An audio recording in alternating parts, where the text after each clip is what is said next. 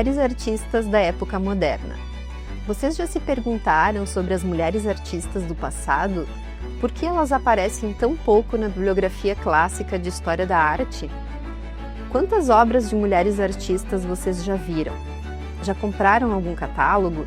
Já assistiram algum filme que trata de trajetórias de mulheres artistas? Vocês já viram obras ou trajetórias de mulheres citadas em livros didáticos? Ou mesmo na bibliografia de cursos de graduação e pós-graduação em História ou em Artes Visuais? Esse livro, Mulheres Artistas da Época Moderna, traz uma série de trajetórias de mulheres e suas obras em diferentes segmentos da arte, na pintura, na arquitetura, na literatura, na música. E com isso a gente pretende então democratizar o acesso ao conhecimento sobre essas mulheres. Essa reflexão busca trazer um questionamento sobre o silenciamento das trajetórias das mulheres artistas na história da arte. E nós iniciamos então com algumas pintoras, no primeiro capítulo do livro, pintoras como Artemisia Gentileschi, Sofonis Banguissola, Lavínia Fontana, Elisabetta Cirani. Depois também temos uma mulher escultora, que é a primeira que se tem conhecimento na história da arte, que é a Properzia de Rossi. Na arquitetura, nós temos a Plautilla Britti, que também é a primeira arquiteta de que se tem conhecimento na história da arte. Também duas mulheres que atuaram na literatura do período moderno, que é a Lucrezia Marinelli e a Arcangela Tarabotti. E por fim também analisamos a trajetória da Barbara Strozzi no último capítulo do livro sobre as mulheres na música da época moderna. E as fontes utilizadas nessa pesquisa são principalmente pinturas, esculturas, projetos de obras arquitetônicas, correspondências, inventários, que estão distribuídos em arquivos históricos, bibliotecas e museus de diversos países europeus e dos Estados Unidos. E as artistas apresentadas aqui no livro, elas desenvolveram estratégias para conseguir negociar com os limites de gênero do seu tempo. Uma delas foi a Artemisia Gentileschi, uma pintora nascida em Roma, mas que também atuou em Florença, em Veneza, em Nápoles, em Londres. E a gente selecionou o período florentino, então, da Artemisia para iniciar a apresentação desse capítulo sobre as mulheres pintoras. E no período florentino é o considerado um dos mais importantes da trajetória da Artemisia, porque é nessa época que ela se tornou membro da Academia de Desenho de Florença, a academia de arte mais antiga e também a primeira em que houve uma mulher artista aceita na academia. Então a obra que ela produziu após ter sido aceita na Academia de Desenho foi a Alegoria da Inclinação. Então, ao ser aceita como membro da academia, a Artemisia teve acesso aos programas de teoria e prática da instituição, na qual os desenhos eram criados a partir de modelos vivos. Partes do corpo, membro e rostos eram praticados primeiro, seguido de figuras inteiras. E somente após dominar totalmente a realização das imagens, um artista poderia avançar para estudos de drapeados e nus. A Alegoria da Inclinação foi uma obra produzida com tanto realismo a partir da solicitação do Michelangelo Buonarroti, o jovem, que essa figura causou grande alvoroço na sociedade da época, tanto que foi contratado um outro pintor, o Baldassare Franceschini, conhecido como Volterrano, para aplicar uma roupagem moralista sobre a figura produzida por Artemisia. A imagem foi colocada no teto de uma das salas da Casa Buonarroti, que era dedicada às ações gloriosas do Michelangelo Buonarroti. A alegoria toca o espectador com o seu olhar sereno, segura uma bússola, mas parece que o seu guia é uma estrela que brilha no céu ultramarino. Entre 2022 e 2023 foi realizado um processo de restauração da Alegoria da Inclinação, coordenado por Linda Falcone. E durante esse trabalho, então, foi realizada uma reconstrução digital a partir da composição original de Artemisia antes da censura. Então, por meio de imagens de última geração, resultantes de fotografias diagnósticas, imagens de scanner a laser infravermelho e imagens da raio-x, foi criada uma metodologia que permitiu a reconstrução em formato digital da obra de Artemisia antes das intervenções do Volterrano. E o resultado, então, é uma belíssima hipótese de como seria a alegoria da inclinação antes da censura que resultou nessas roupagens sobre o corpo desnudo da figura feminina, para o qual, então, a artista tinha utilizado o seu próprio corpo como modelo. A reconstrução digital da pintura sem véus é o resultado de um processo rigoroso. Para a reconstrução pictórica dos tons de pele e outros pequenos detalhes, foi necessário utilizar técnicas manuais a partir do estudo da pincelada da Artemísia e também a utilização da inteligência artificial utilizada em partes limitadas da reconstrução. Notamos, então, na configuração dos braços da alegoria, uma referência à figura de um lápida, situado à margem esquerda da obra de Michelangelo Buonarroti, intitulada A Batalha dos Centauros. A escolha da artista indica que suas obras eram concebidas a partir de atentos estudos do acervo de seu mecenas, que culminaram na sua matrícula na Academia de Desenho de Florença, o que lhe garantiu a abertura do seu próprio ateliê na cidade do Lírio.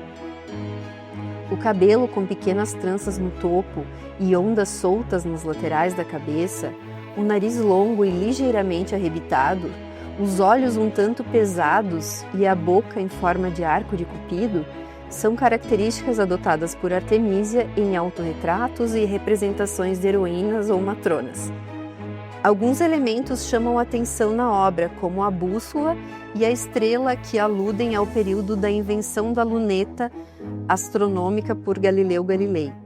As escolhas iconográficas e artísticas da pintora contribuem para evidenciar os diálogos da Artemísia com o seu tempo, com as discussões em voga em sua época e com os pensadores que residiam em Florença, seus colegas da Academia de Desenho. Com grande atenção aos detalhes, a artista pintou a extremidade da bússola e a sua inclinação de forma que possa identificar e seguir a estrela guia, já que ambas estão alinhadas. Tive a oportunidade de ver a obra na exposição Artemísia, Heroínas da Arte, realizada em Paris neste ano de 2025, e vista presencialmente, a inclinação parece quase respirar. A luz da estrela celeste ilumina o rosto e o corpo da figura e brilha na bússola de metal. Sua gestualidade é sinuosa, seus dedos dos pés repousam sobre as nuvens mais suaves. Hoje, graças à conservação, ao estudo técnico e à reconstrução digital da alegoria da inclinação, tanto a inovação da composição de Artemísia quanto a censura reacionária a qual foi submetida integram e testemunham o diálogo contínuo desta obra-prima evocativa e a artista corajosa que a criou.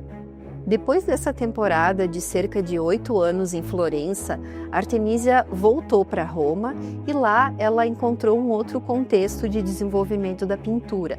Ela já era uma artista reconhecida, já era membro da Academia de Desenho de Florença, uma das mais renomadas da época, e com isso ela foi contratada por grandes mecenas do período para produzir obras relativas à tradição veterotestamentária, à tradição bíblica, mitológica, histórica. E nós destacamos a obra Judite com a cabeça de Holofernes, desse período romano da Artemísia.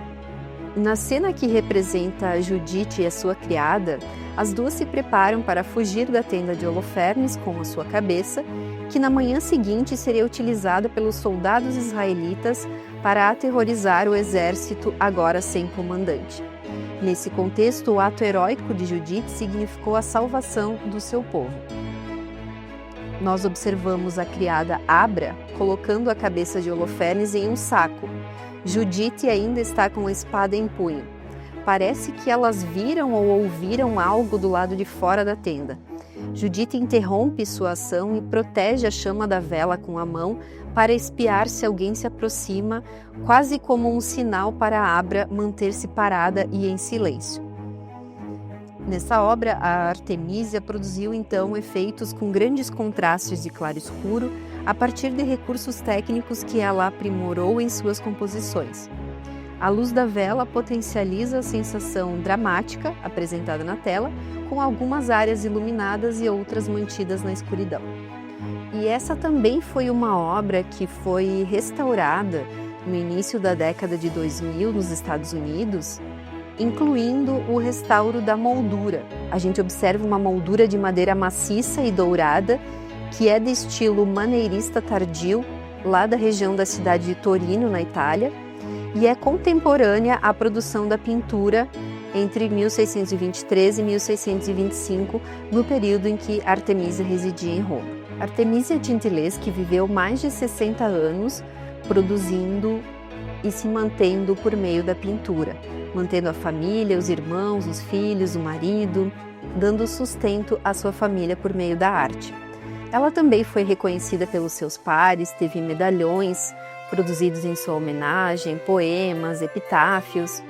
E não somente Artemisia Gentileschi, outras artistas também tiveram fama e reconhecimento em vida. Uma dessas pintoras é Elisabetta Sirani, nascida em Bolonha e que produziu mais de 200 obras ao longo da sua vida. Apesar da sua morte precoce aos 27 anos, Elisabetta Sirani deixou uma grande produção formada por obras que retratam mulheres na mitologia, mulheres históricas, mulheres da tradição bíblica. E uma das obras que nós destacamos da produção da Elisabetta Sirani é Judite com a cabeça de Holofernes, em que a Sirani retratou essa matrona de uma forma muito triunfante. Ao centro da cena, que acontece em um espaço público, Judite está ricamente vestida, adornada com joias em sua roupagem, sandálias, além de um elaborado turbante e uma capa desde os ombros até o chão.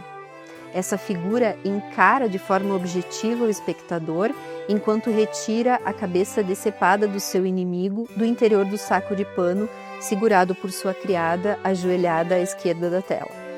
À direita inferior da tela, a artista assinou Elisabetta Sirani, F. 1658, 2 anos após a peste que atingiu a cidade de Bolonha.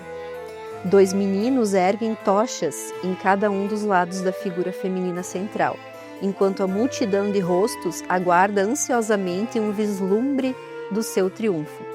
Em vez de retratar o momento violento da decapitação, Sirani se concentrou na chegada de Judite e sua criada após o ato heróico em defesa da comunidade, protegendo a cidade e seu povo ao impedir uma batalha inevitável. Enquanto outras pinturas populares de Judite, produzidas em meados do século XVII, não se esquivaram do sangue e do assassinato, da espada ou dos estereótipos de sedução da heroína, esta pintura de Elisabetta Sirani retrata Judite como uma protetora da comunidade. E a gente percebe esse enfoque em momentos de coragem e determinação, força física e psicológica em outras obras da Sirani, como Timóclea, por exemplo, em que a heroína é apresentada ao espectador a partir de uma perspectiva em que as figuras femininas aceitam a responsabilidade para si próprias e literalmente adotam medidas contra a tirania, a injustiça e a violência contra as mulheres. No segundo capítulo do livro Mulheres Artistas da Época Moderna, é abordada a trajetória da Properzia de Rossi, uma escultora de Bolonha que se tornou muito famosa por esculpir em mármore e em caroço de pêssego, de amêndoas e de avelãs. A Properzia de Rossi também foi uma das únicas mulheres citadas na obra do biógrafo Giorgio Vasari, que produziu uma série de biografias sobre os artistas que vieram antes dele, desde Cimabue até o século XVI. E a Properzia de Rossi então produziu uma série de obras em caroço de pêssego, e nós destacamos algumas obras como a Filigrana encomendada pela família Grassi de Bolonha. É um brasão ornamentado com 11 esculturas em caroço de pêssego e ameixa, nos quais a Properzia de Rossi esculpiu bustos de apóstolos de um lado e santas de outro. A Filigrana é uma obra de ourivesaria que consiste na utilização de fios de prata entrelaçados de forma meticulosa, formando uma águia bicéfala, cujas cabeças olham para o lado direito e esquerdo simultaneamente. Conhecida por suas habilidades em escultura, Properzia também era famosa por suas aptidões na produção de mini-esculturas desenvolvidas a partir de materiais incomuns. Esses pequenos objetos raros se transformavam em grandes exemplos de técnicas e foram colecionadas por grandes mecenas da época moderna. Tendo despertado grande admiração em toda a cidade, a Properzia de Rossi foi confiada uma parte do trabalho da ala oeste da Basílica de São Petrônio, onde ela produzia um painel, José e a esposa de Potífar. Convivendo com as diferentes linguagens, Properzia de Rossi se distingue por exibir em sua obra uma representação inédita do tema no contexto artístico bolonhês. Sua obra atraiu a atenção do mestre pintor Amico Aspertini, o qual, movido pela inveja, sempre desencorajou, falou mal da Properzia de Rossi aos construtores, agindo com grande maldade, conforme indica a biografia do Giorgio Vasari. Num espaço reduzido, se comparado ao amplo espaço no qual os personagens são inseridos nas obras dos artistas que vieram antes, a figura feminina de Properzia de Rossi emerge com agressividade, desempenhando a ação protagonista, enquanto José, afastado, à esquerda da imagem, tenta escapar. Uma interessante analogia entre as obras da Artemisia Gentileschi e da Properzia de Rossi é que as suas produções chamaram tanto atenção na época que elas foram atacadas por seus detratores, e com isso era muito mais difícil conseguir comprar material, conseguir novas encomendas, e essa é uma questão importante para a gente marcar no que se refere às trajetórias das mulheres artistas. E no terceiro capítulo do livro Mulheres Artistas da Época Moderna, nós abordamos a trajetória da Plautilla Britti, que foi uma arquiteta do período renascentista e barroco italiano, a primeira de que se tem conhecimento na história da arte, e ela atuou tanto como arquiteta, como também atuou na pintura, na música, né? Foi uma artista autodidata e que atuou em diferentes segmentos da arte. A Plautilla Britti, junto com o irmão, foram contratados para produzir uma vila, a Villa Benedetti, que é uma das importantes obras arquitetônicas da Plautilla Britti. Essa obra foi intitulada Embarcação sobre uma Rocha e trata-se de uma residência construída no período barroco que lembra um navio navegando pelas ondas. Essa produção foi registrada por artistas dos séculos seguintes para registrar a obra arquitetônica em formato de embarcação no alto de uma rocha, concluída lá em 1665. Infelizmente, a Villa Benedetti foi destruída no século XIX durante um bombardeio da República Romana. Posteriormente, chamado simplesmente Villa Benedetti, esse projeto é uma das produções mais importantes da Plautilla Britti, tendo em vista que o contrato de construção e os desenhos remanescentes atribuem toda a concepção da vila exclusivamente a ela. No que restou dessa Villa Benedetti, ainda é possível identificar a muralha projetada para criar essa sensação de movimento. O objetivo era de que o prédio parecesse um grande navio, como se estivesse sob o efeito de ondas do mar, em que um penhasco escarpado pode ser avistado. No quarto capítulo do livro Mulheres Artistas da Época Moderna, nós abordamos as mulheres escritoras, duas delas em especial, que é a Arcangela Tarabotti e a Lucrezia Marinelli. Nesse período, os textos produzidos pelos escritores homens eram extremamente misóginos e questionavam, por exemplo, se as mulheres tinham alma, se as mulheres tinham capacidade de governar, se as mulheres tinham capacidade de criar obras de arte. Arcangela Tarabotti dedicou-se a escrever de forma autodidata sobre questões que remetem ao feminino, especialmente condenando a estrutura social que forçava as mulheres ao confinamento nos conventos. Seus escritos reivindicavam ainda condições de igualdade para as mulheres em relação aos homens do seu tempo e defendiam o direito à educação feminina. Em sua obra Tirania Paterna, publicada nos Países Baixos, ainda no século XVII, a escritora reúne suas principais reflexões sobre os abusos familiares que serviam para aprofundar o tema da clausura forçada. Os escritos da irmã Arcângela Tarabote testemunham seus conhecimentos literários, teológicos e filosóficos e demonstram a sua atuação defendendo principalmente a condição humana das mulheres. E no quinto e último capítulo do livro Mulheres Artistas da Época Moderna, nós trazemos a trajetória da Barbara Strozzi, que foi uma cantora e compositora de Veneza do século XVII.